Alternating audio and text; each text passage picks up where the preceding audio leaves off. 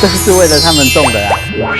对啊，如果他们不吃的话，种这些都没有意义啦。为女儿种菜是一场大病后的决定。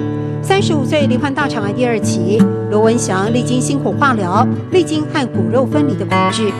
得癌症的人通常都有一个心病，他不能够保证说你这个癌症，医生说，检查没有了，你就是没有了，因为每个人身上都有癌细胞因子存在。有机蔬菜成了罗文祥的新药，从饮食控管，不愿自己受的苦延续。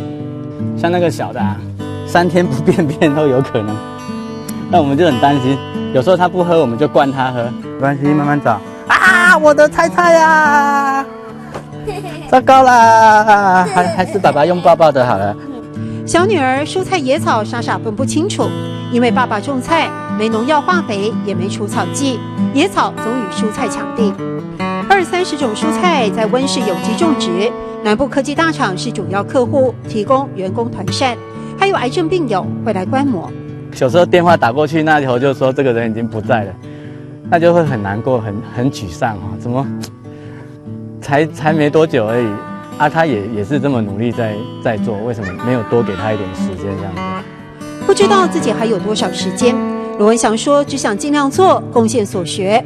他也雇佣弱势族群，把忧虑化作动力。我想要打造这个南河村成为有机村这样这个地方的生态能够保持，而且这边的产业也会比较丰富。